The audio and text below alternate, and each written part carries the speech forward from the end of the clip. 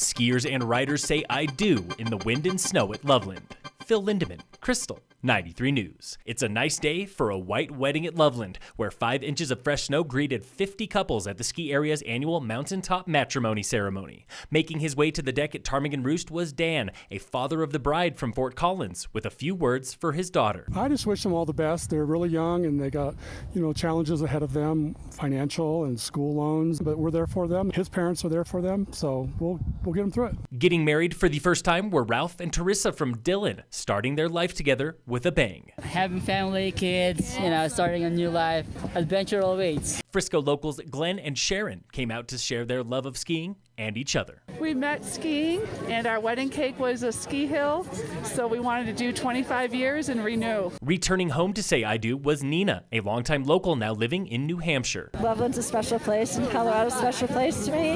Used to live out here and worked at Loveland, the only place in the country that does this. Renewing their vows after 15 years were Mike and Andrea from Fort Collins. Well, we really are excited to get back out and ski, but we are excited to renew our vows too. It's really pretty fun. It's a special day. Celebrating 35 years were Jim and Debbie from Denver, back on skis for the first time in a long time. Another 35 years. With no broken legs.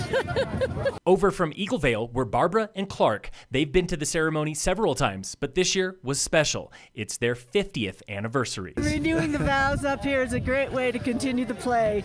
That's important. What other advice do the experts have for young couples? Love, respect. And good things are worth working hard for. Congratulations to everyone who said I do today at Loveland. Today, in the price of fun, couples at today's Mountaintop Matrimony paid $79 for 2 tickets, buying them lift access and nuptials at 12,200 feet. In Breckenridge, Carter Park is $400 to $1,000 for a wedding rental, and Barney Ford Lawn is $500 to $1,500. On-mountain weddings at local resorts are upwards of $4,500 just for the site fee, and you'll pay $100 to $150 per guest for food and lift tickets. Tune in again next Thursday for our latest report on what it costs to have a good time in Summit on The Price of Fun on Krystal 93. 2 skiers were caught and carried in an avalanche over the weekend outside of Loveland at Coon Hill. They escaped with no injuries, but forgot to tell the helicopter. Here we sent a helicopter and multiple people just to clear that field to make sure everything was okay. Everything was okay, but it would have been nice to have known right away. That was Mark Watson with the Summit County Sheriff's Office. A skier at Loveland reported that slide, and the false deployment cost time and money. He urges all backcountry users to call 911 first if caught in an avalanche, even if no one needs rescuing. What does fresh snowfall and warm temperatures mean for Avi danger in Summit this weekend? Brian Lazar with the CAIC. Whenever we see rapid loading events on a snowpack with weak layers present, this is a ripe recipe for avalanches. Lazar recommends cautious terrain selection in the backcountry this weekend as danger rises from moderate to considerable and possibly higher. Mother Nature doesn't really care if it's your day off or it's a holiday weekend, and avalanche hazard is increasing. A special avalanche advisory is in effect for the Summit Eagle County zone and most of the state through Sunday afternoon.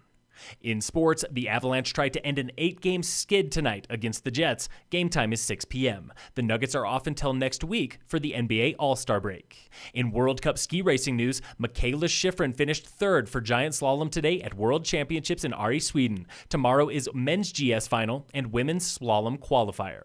And in local sports, brought to you by Deepwater Mountain Inc., all Summit High teams are off until tomorrow when Tigers hockey plays Glenwood Springs at home, alpine skiing races slalom at Beaver Creek, and wrestling opens regionals. Phil Lindemann, Krystal, 93 News.